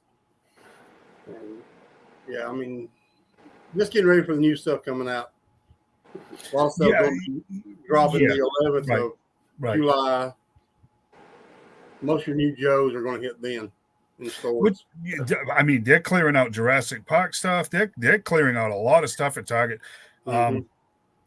I mean, if it was August, I think all of us would be going, yeah, big deal, Christmas clearance, post-Christmas clearance. But it's 2 months early for that. I still think something has gone on with distribution that a lot of this stuff is, sped right up, because, I mean, check your emails. They're shipping Joes like mad right now that we weren't supposed to see for another 2 months. Yeah. So, I mean, you know what's kind of made, because Walmart used to be, I mean, I remember like waves of Marvel Legends coming out, and they would be out for, I don't know, 5-6 months. And then all of a sudden they'd show up at Walmart here, and then like within 2 weeks they'd be on clearance. Right. But now it's like they don't want to clearance anything. I mean, there's Crop Masters. There's Crop Masters still sitting on the shelf at $44. Yep. And the McFarlane stuff's even worse. Yeah. Exactly. I don't understand what's going on while they're not clearancing stuff out. I don't know. Are they not ordering stuff to replace it, and so they're just letting it sit there, or what? I don't know. I really don't know. It's frustrating for me because, like I said, we've got, as a Jurassic World collector, all of those movie dinos are still sitting there in mass from over a year ago. Yeah. And the clearances are, half the time they're sticking that yellow tag on there. They're not actually clearance prices. Mhm. No one's Oh, falling no. for it. No. There's McFarlane figures that have been sitting there for way over a year. Mm-hmm. They ain't moving. And unless they do something with clearancing them out, they're not going to move. And then the system shows all of that inventory and nothing new gets ordered. Yep. The Lady Jays and the Baronesses and the Gung Hos and not the Destros as much, but that's the same with a vintage card back. Mm-hmm. We're so pooched with those guys. I don't know as the stores are ever going to see those because every mall mart I go to, if they've been given 2 pegs, even the 2 pegs are full and their overhead's still stacked with them. Yep. So, And what got me about those particular figures you were speaking about there, I found those at a wholesale place. yeah, that my wife loved to go to 6 months before they were anywhere else. Yeah. And I scooped every one of them up for everybody in the group. And it was 6 months later before the Baronesses and Lady Jays even hit. Yep. And then it was a year later after that before Gung Hos and Destros hit in the Walmarts and places. and I don't- around I the don't 2 get- Walmarts I have here, even Gung Ho is a peg warmer. Yeah. And this guy gets his stuff. He buys Walmart returns. Yeah. How did he get those way before? Me and Corey talked about this today. It was just really crazy. Well, I recall like the retro carded Baroness, like January of last year, it showed up at a Walmart. I remember a guy putting a post and he took a snapshot of it, but they told him that they weren't supposed to sell it. They were waiting for a release date, which was like 6 months later. Yes. Because of something getting backed up, and they got them produced, and then they backed the schedule up. Right. So I'm sitting there thinking, are these sitting in the back of Walmart for 6 months before they put them on the shelf? I swear that we went through the same thing with the Crimson Twins, remember? Yeah. A store in New Jersey showed up with a case of Crimson Twins late last summer when they weren't supposed to be out until the fall. And everybody lost their cookies over the fact that some guy in New Jersey got Crimson Twins, but they were randomly shipped. And it's just like, wait. That doesn't happen.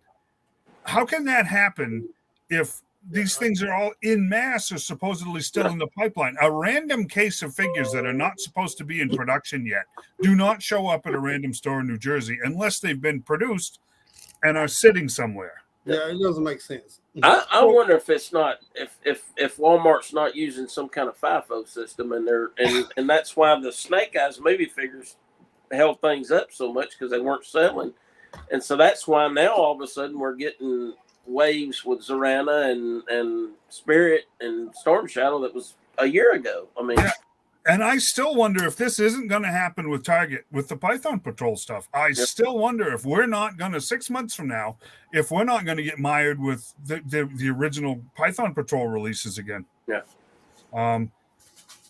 Who was asking? Corey. Figures shipping one at a time. My Rock and Roll, Bazooka, Torpedo, that wave of 5, anyways, you know the ones I'm talking about. I was billed for those all at once, but separately. Yeah. Does that make any sense?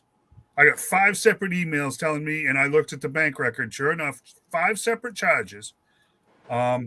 Mine still reads in process, but Rock and Roll showed up by himself on Friday. I actually expected another one yesterday, which didn't happen. So it's looking very much so, Corey, like, yes, mine shipped the exact same way. As a Pulse member, I got to tell you, that is a really terrible business model. It is. The way shipping costs are right now, they are wasting their profit margin by shipping each one of these figures individually. And again, I don't even have tracking numbers. Yeah. So I don't have any idea when anything's showing up. I got an email Thursday morning telling me that, my order is about to ship, blah, blah, blah. It doesn't tell me what item in what order, tells me the order, but not what item in that order, which I assume is scrap iron. Still have not been billed for it, but I'm assuming that's this week, right, guys? Wasn't that the 11th or something somebody had said? Yeah, I think so. Supposedly. So I don't know what's going on with Hasbro. This is Becky Cookies. Copperhead was one in that wave too. Yes. But did you see what he said at the end? He's not a Pulse member, Yeah. which to me is kind of, I mean, you pay for that membership. Well, look, at this point in time, we haven't had early access in the last, 4 or 5 waves. The only thing we're doing is paying advanced shipping. We're saving a ton on shipping. Yeah. I saw a post where a gentleman had got Right. all 4 of his figures, Copperhead, Shipwreck, Bazooka, Torpedo. Every one of them was shipped in separate boxes. That's what we're talking about. Yeah. It's just crazy, man. It's stupid. They're losing so much money shipping that way. Well, But I will say this. They Go probably ahead, got a deal with FedEx where they pay one flat rate. No doubt. It's spread out over Right. all their brands, so it's probably not as much as what we think it is. Well, no, I mean, granted, it's not, but man, is it stupid? We're supposed to believe we had to. Well, let's look at it this way: we had to go windowless packaging because of the environment, but you're going to send me an order of 5 figures individually in 5 different boxes. Yeah, right, sure. box. Right. I mean, that doesn't seem like much of an offset to me. I don't know, guys. I don't know. I think distribution is wacky, period. Yeah. The last few months have definitely shown us that. We've got, I tell you right now, the Jurassic Park stuff, we have figures that have been announced months and months and months ago that are nowhere to be seen. And guys have picked them up over in like Indonesia and the Philippines and stuff, and they're just breaking into money on eBay because people won't be patient. Mm-hmm. So I really don't know. I don't know. I'd like to think that his tank might actually be early, but I think that's probably the one that'll be exactly as projected. That sucker ain't going to show up until middle of the fall. Yeah. I believe So- so also. Shipping. Speaking of his tank, HasLab Talk. Yes. We are now at 15,024. I do think we will fully fund once everybody sees what do y'all think is going to be the next tier? Uh, An opinion. I think it's going to be some form of hawk, the way it looks. I mean, Well, if you follow the model uh, of the his tank, they did Coco. Mm-hmm. So it's entirely possible that you're going to get some sort of variant of Hawk. it's possible that they might surprise everybody with a OG Duke, but I figured they'd probably. I think they would generally release it. I don't think they would do it in the HasLab because they know a lot of people want an OG Duke. Yeah. I think that's coming in the pipeline anyways, just as sure as the original Scarlet we know is in the pipeline. That Glenda figure gave away an awful lot of tooling. Sure did. So we know that's in the pipeline somewhere. And she's got a flash rifle and backpack. So Right. We pretty much can bet on a flash coming soon. Yes. Soon. You got the harness that would be the harness could be used for multiple different things. Sure. Mhm. The harness is supposed to attach to it, but they can modify it for crazy legs. Put a backpack on it. and- Yeah, with easily. toes. Yeah, easily. Well, I'm thinking back to OG days when you had the mail-in lifeline. Could possibly be to me, would be a home run hit for them. Because either Not that or close. a lot of talk about Doc. You see on all the forums, people are talking about wanting a Doc. Yeah. I mean, if they're smart, because, they would do what we want. Right? Yeah, but they made it pretty plain. If you get what would be considered a really mainline figure, it would be a variant. Yeah. It's not going to be. So, did Doc have any variant? I don't remember there ever being That's a why- variant Doc. Lifeline. That's why I there said was, right? lifeline. Well, The Melloway lifeline. Yeah. Kellogg's, I believe it was. there was never a Night Force ripcord, so we might get a Tiger Force Doc. Who knows? Right. Well, no, that's true. Yeah, that's true. Was there not no, there wasn't a Tiger Force lifeline. No, Yeah, there was a Night there was a Force Tiger Lifeline. Force Lifeline. Oh, was So it? there we go. Yes, there was. Yep. Yes. Yep. I was thinking Night Force for some reason, but no. I know because he's bad about they molded his arms in the yellow, so his hands are painted, and it's hard to find one that don't have paint rubs because it's putting the case and all his hands pour the paint off, and his hands yellow. But I do believe it will fully fund because we don't have the box stores yet, Big Bad Toy Store or Entertainment Earth. They're going to wait till the last minute to order and see how many they really want to take a chance on selling. So yeah, I'll be surprised if it don't. I mean, and you see, and I don't know where these people get these charts from. They charting it.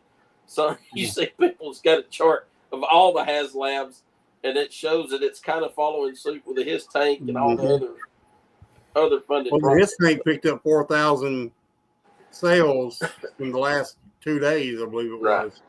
Right. So, and so it could easily hit. And I see a lot of people, like I said, a lot of them are still debating on how many they want to get, and they haven't made up their mind. And you'll have them last minute procrastinators. I got to tell you though, I honestly, guys, with the 2-week mark and the 4th of July this past week, I was absolutely shocked that Hasbro didn't take advantage of either of those two to at least let us know what the third tier could potentially be. I was really shocked that they didn't do that. I was thinking the Wednesday after the 4th would be a time they would let it out of the bag. But now I'm hearing it's going to be this Wednesday. We have to know this week. They have to tell us what it might have been. They have to. I don't know if they're so confident in it selling because you remember because his tank was the first classified, so I understand they had reservations. You remember every Ojo June thing that they did, they always put a plug in for his tank. Mm-hmm. Did they even plug the Dragonfly after the reveal? I don't think they did. Not really. So either they're really confident about it being going to get available and everything. That's all they really talked about. Yeah. Well, I hate to say it, but with the response they got with Glenda, I don't think anybody wanted to get anywhere near a camera. Yeah. That's true. I just don't. I think they've been holding off as long as they can before they, come out with, hey, last 7 days or whatever. But I'm shocked they didn't take advantage of the 4th and say, here's this, especially if it is a General Hawk. I can't imagine. I mean, the only thing I can think of is their confidence in the next tier is so high that they don't fear that it won't fund when they release it. Hello. Catzilla. Yeah, but you know what? The thing is you guys say, okay, let's say they're banking on this 4,000 order jump in the last couple of days. Yeah. So if they don't tell us what that third tier is, they have to tell us what that third tier is because this. Look at the marketing of this one. Oh, hey guys, it's over, and this is the third figure you're getting because we got 4,000 orders all at once, and the last tier was finished, and this third tier was finished too, without us even telling you what it was going to be. I don't know why they're dragging their feet on this one. I really don't. If it, because it seemed like some of the past ones when it got down to like 7 days. I think it's like the 1 week marks when they would usually throw out the last tier if it hadn't been hit. So I suspect that would be this week, right? It's got to be we this got week. 9 days left right now. Yeah. Yes, right. So Tuesday or Wednesday. It's got to be. It's got to be Wednesday because that's when they do the Joe stuff is on Wednesday. Right. So that'll be 7 days, right? 9 days now. Yeah. 9 days, 2 hours will be a little under Tuesday. 7 days. Yeah, it's Tuesday. So I don't know. I think we'll hit it. I'm excited. I'm excited to get the Dragonfly and Wild Bill. Me too. I mean, that's awesome stuff. Yeah. The rest of this stuff is really, the Glenda thing has been frustrating, but it's still a bonus. Yeah. Right. It's still a bonus. It's a really nice looking figure. I mean, very nice. Yeah. Could they have done a little better by throwing in a redhead scarlet? Yeah. I'm telling you what, if one of those sets of hair had been red, this would not have been an issue. Not at all. And they may end up changing that. Just like the 25th before it actually comes out. Yeah. That would have been. That's a good point, John, because that too is just a computer render. Mm-hmm. I'm amazed that they didn't. Somebody wasn't smart enough to just go, hey, psst, throw the 15 cents in with a red head. Just a set of red hair. We got Scarlet. Exactly. Yeah. Score. All this crap would have gone away overnight. Easily. For 15 cents. And that's what we're talking about here. To paint one of those blonde heads' hair red would have solved this issue. Oh, yeah. Nope. I'm sorry. That's where I say there was a separate agenda going on with the choice, and we're sticking to it, right? And that's okay. But I think you're both right. I think this will probably end up fully funding through the third tier. And I think, look, I said last week that I have heard through the grapevine that G.I. Joe Classified is the only profitable line that Hasbro has right now. It's the only profitable line. I don't think it's a matter of them not being confident in it. I think they're way overconfident in it. Yeah. I think they're just of the mindset. Now we're going to do whatever we want, and you guys are going to buy it anyways. And you know what? They're not wrong. No, they're not. They're not wrong. I mean, I think this is. Don't get me wrong. I really love my McFarlane line, but a lot of it is pretty repetitive. You understand what I'm saying by that? Yeah. Classified it's new, it's fresh. They're 40-year-old characters for the most part, but it's still new and it's fresh, and it's moving. Even though we got Lady J's and Baronesses jamming up our Walmarts, that doesn't have anything to do with the line as a whole. The rest of the figures that you can't find are pretty well testament to that. So, yeah, I mean, I think they're overconfident in it, which worries me from a different perspective, because we've all been there, done that, right? Every stinking time a toy company gets overconfident in a line, they get lazy. And the minute they get lazy, they kill it. So, so we'll see, right? It's still a young line. I can't believe we're about to hit 100 figures. Boy, you start doing the math on that. Let's be generous. 1997 or whatever we started paying for them. And let's face it, some of them have been a lot more than 1997, but it's just 100 figures in a line that's 3 years old. Yep. These are 6-inch figures. These aren't 3 3/4. It's not surprising that this is the only profitable line Hasbro has going right now. Yeah, for real. Big time. Because let's face it, I don't have to do the math for you all. We see our own bank statements, right? Roughly, each of us collectors are sitting here having spent $2,000 in the last 3 years on classified line. Let's get real, right? Yeah, every bit of it. And some of us are more, some of us are less. But the fact of the matter is I think the average would be probably $1,500. That's immense when you start talking about figures that are produced in the 10,000 range. Yep. Or 15,000 range, or 20,000 range, or 27,000 like the Hiss tank at how much? 320 bucks? Yep.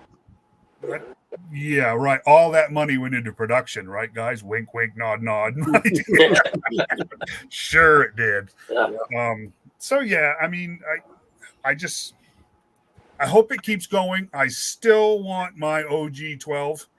Yeah, me too. I just do. And then everything else is cool too. But I hope they take a page out of Todd's book, where you got multiple teams and multiple eras going at the same time. So that every time you get a wave of 5 come out, it's another piece to a different puzzle. Do you understand what I'm saying there?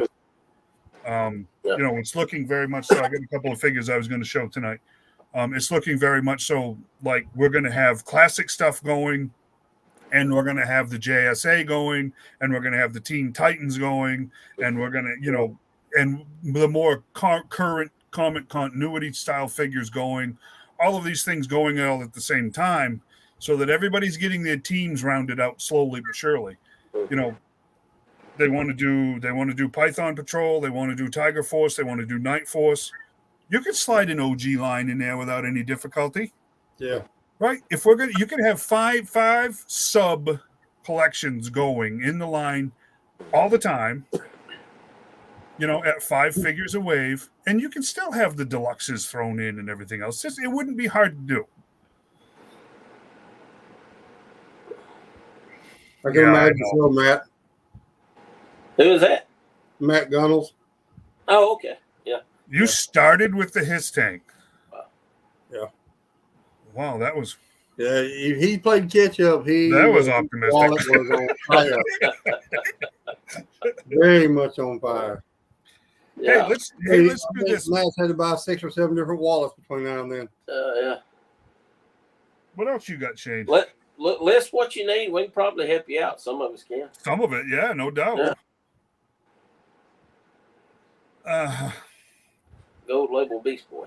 Do you have one? Is that what you're asking, or you need one? Oh, we saw one. That's what he's talking about. Oh, okay, yeah. I was going to say, boy, they came and went. So if you're looking for one, yeah, we saw one today. Yeah, okay. At a Walmart. No, Phil got me mine. Which was cool. I didn't know of. Yeah. He said scene 6. I didn't see the one he picked up. So we saw so much stuff today. I can't even remember what all we really saw. To be honest with you. The gold label stuff with Walmart, especially, some of the stores have gotten absolutely flattened by some of them, and others are really like hen's teeth. So I don't know. What else you got, Shane? Oh, that's pretty much it for tonight.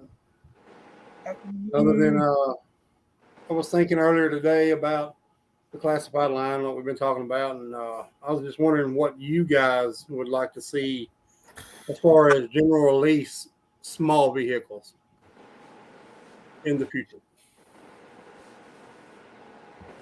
For me, it's going to be a thing. Yep. Yeah. With possibly a Cobra Pilot, Yep. I would love to see something like that. It could be very easily done. I would like to see maybe a ferret and some snake armor. Mm-hmm. I think snake armor would be cool for the 25th. Yep. Claw. Considering that we've got Snow Job at this point in time, a polar bear would be awesome. Polar bear. Yep. Polar bear. You know what? I'll say it. Considering what we're getting with scrap iron, a modernized pack rats could be very, very cool. Mm-hmm. The set of 3 that could be very, very cool. I think, anyways. You know what? A devilfish is doable. Very much so. In that scale, an armadillo is doable. A skyhawk is doable. Pogo. The Minesweeper, which it's kind of an outdated piece of technology, really. I'd love to see a chameleon myself. Warthog, a whale. The general, just small stuff. Mobile command center, flag that I'll never have. Pterodrome. What do you mean pterodrome? Boy, I think we kind of hit them all. A vamp. I think an all-striker would be doable. An all-striker and vamp are both very doable. You want the honest truth? The stun is actually pretty doable too, really. Oh yeah. Considering what we've seen the other toy companies put out in this same scale, all of this stuff is really doable. The Batmobile that everybody's still going nuts over is a $60 toy. Yeah. No, and besides the fact no one can get one, that's besides the point.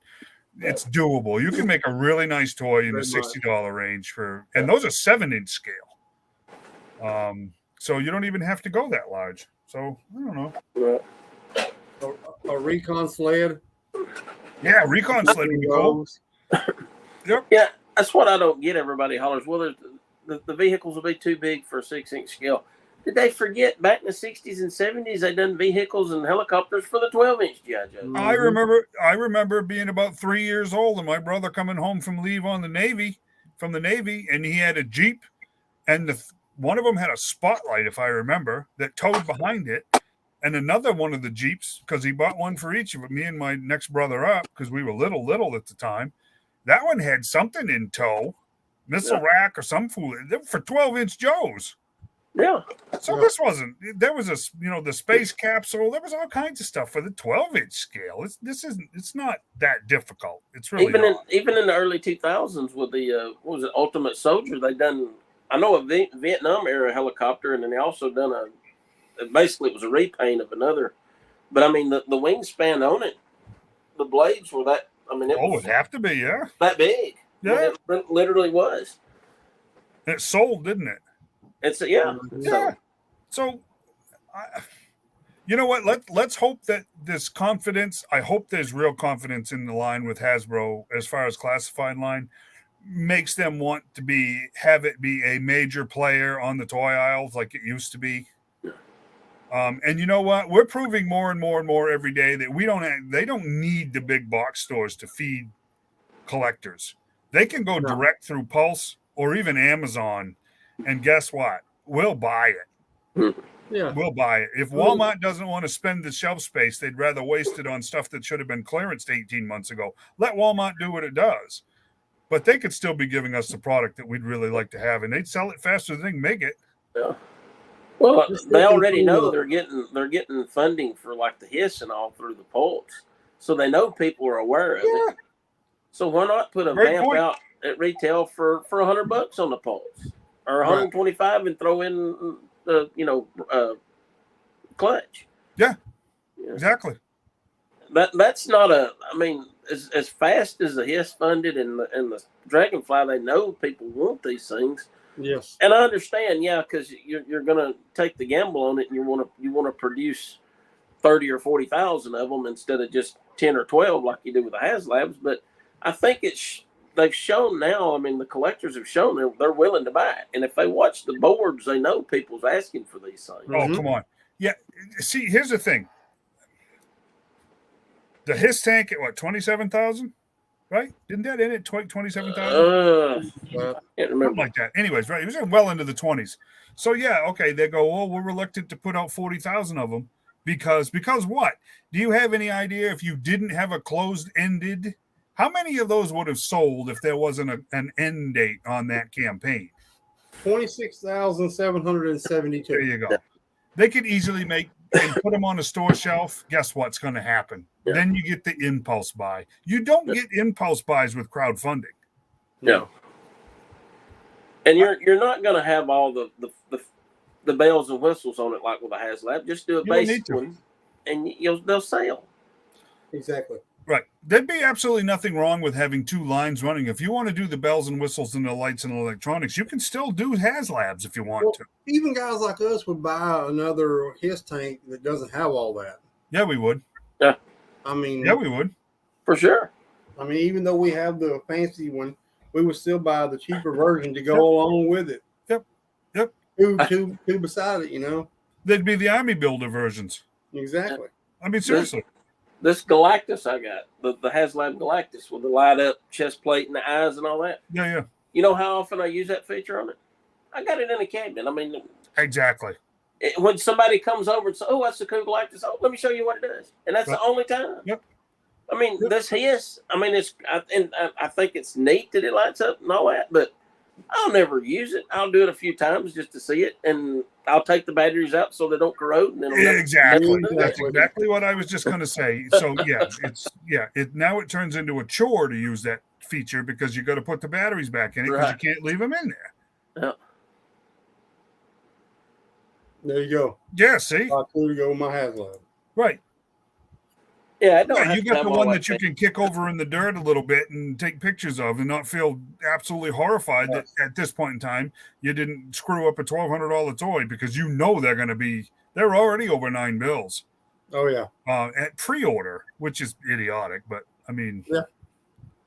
And they didn't put that hitch on the back of that HISS for no reason at all. Exactly right. There's an asp in the future there.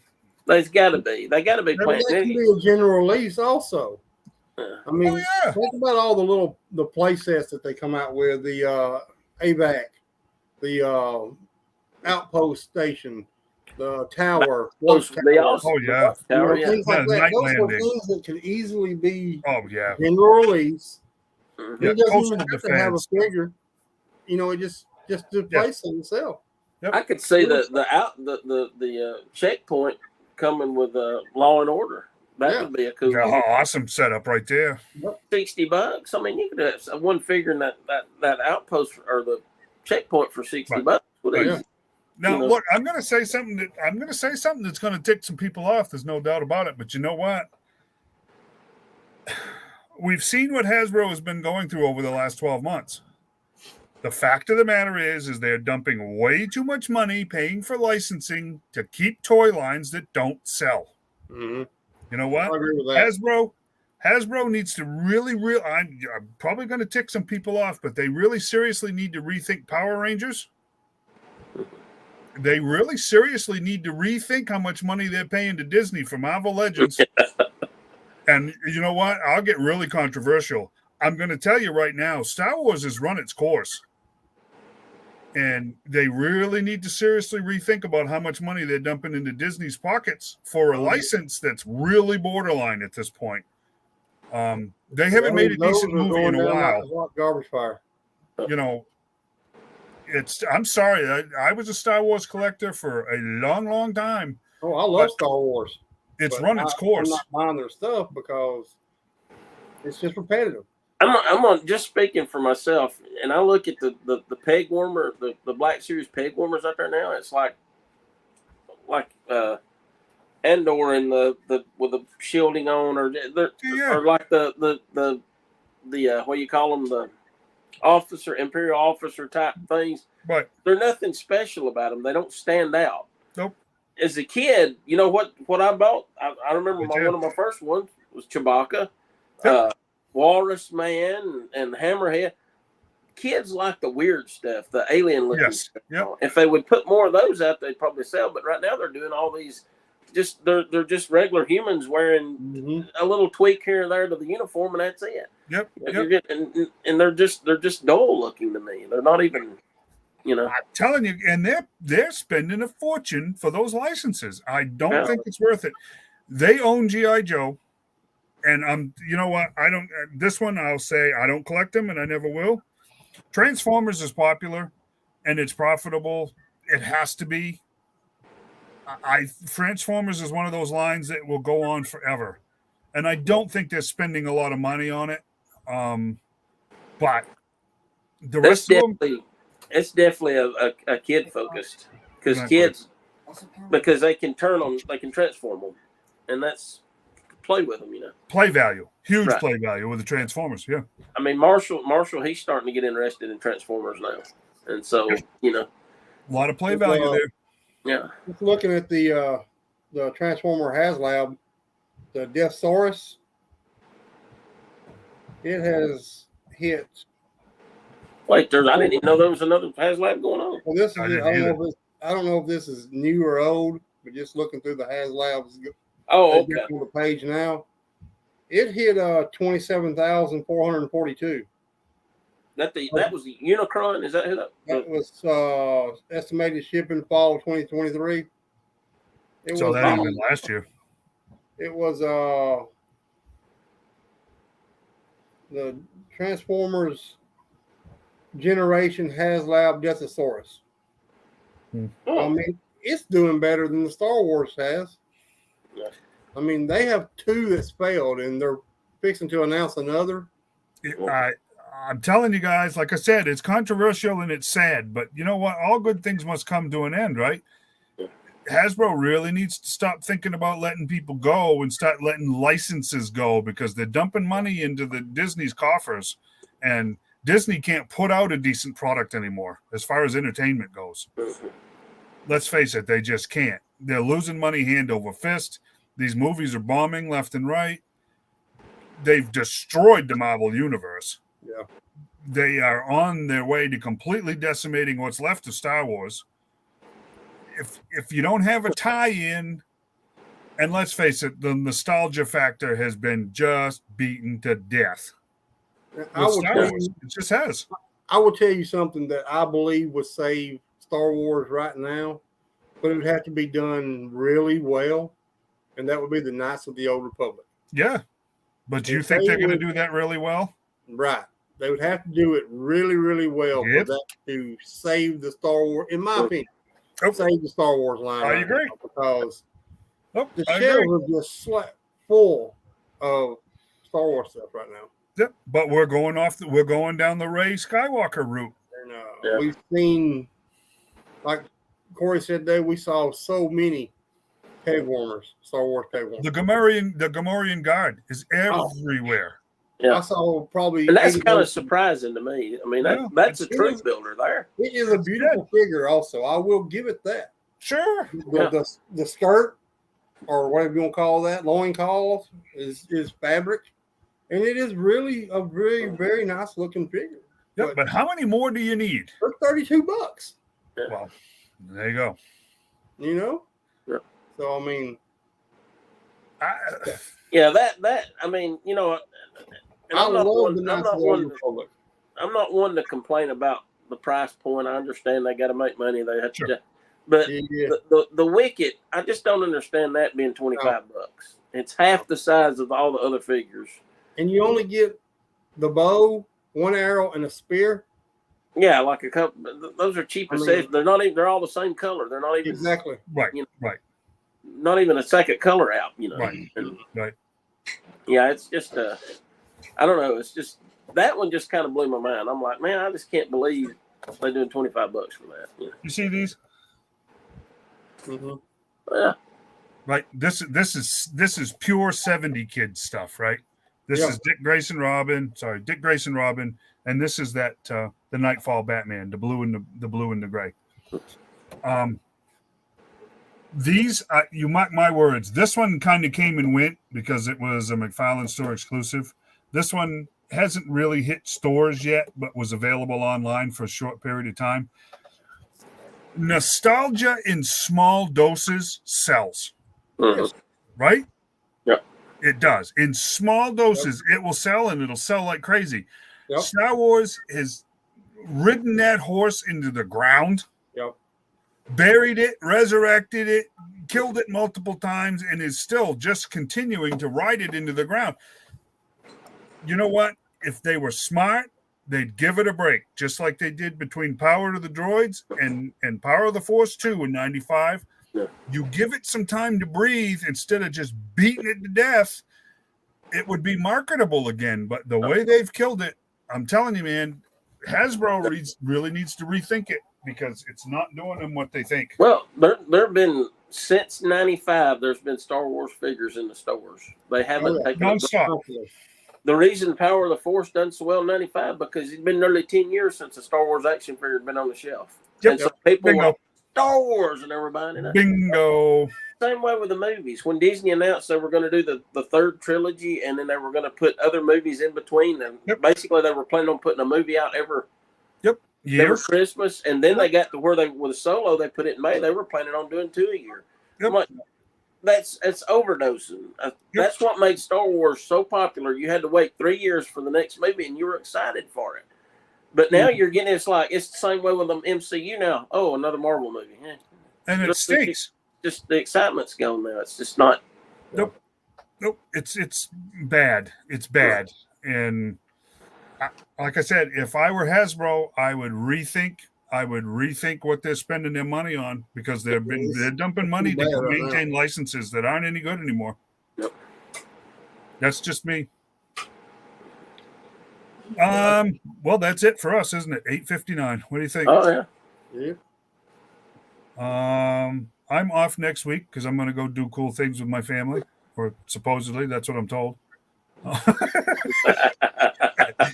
Maybe Mr. Maddox and I will be able to make a run to check out a lot sometime next weekend. I hope.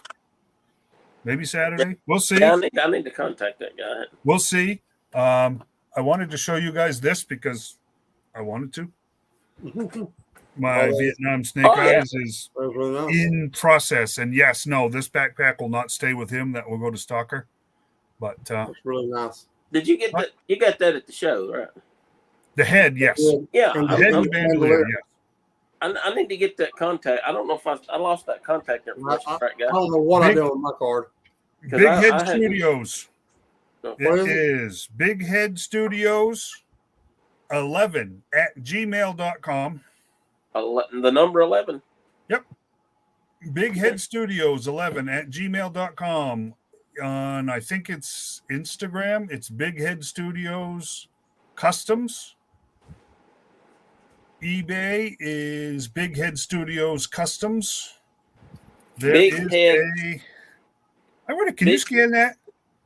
Hey, can you scan that? Oh, I let me probably see. can.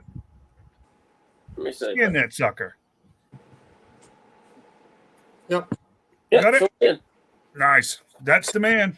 Yeah. Yeah, I'm still waiting on my Regal Cobra Commander head to come, and I hadn't got it yet. One thing, guys, I have to make a repair. Do you see the brim of his hat in the back?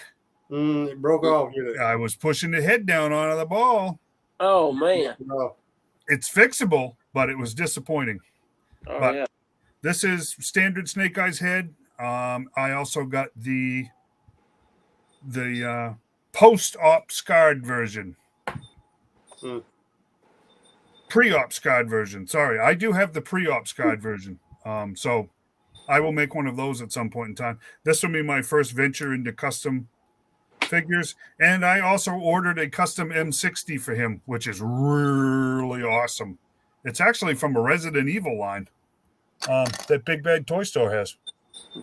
Top cover opens the whole bit, so that's really a nice piece.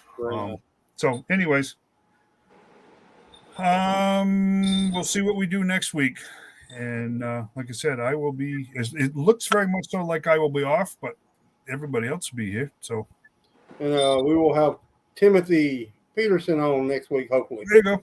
So All right. Tim He's will. one of our admins. Appreciate everything he does for the Yep. group. Oh, he's hosting. Is that what you're saying? Yeah, he'll be hosting. I'll leave y'all with this for the night. Y'all can see that. Got a little bit of a glare on it there. Yeah, it does. What is it? Somebody. Oh, there he is. There's your local Corey. Yeah, I got a video I'm gonna post of him hunting today. It'll be funny. Cool. But anyway, good night, Gentlemen, everyone. Have a great as day. always, a pleasure. Thanks for watching. We'll be back. Show will be back in a week. So go from Same bat time, same bat channel. there. Exactly right. Good night, everyone. Good night, guys. Good night.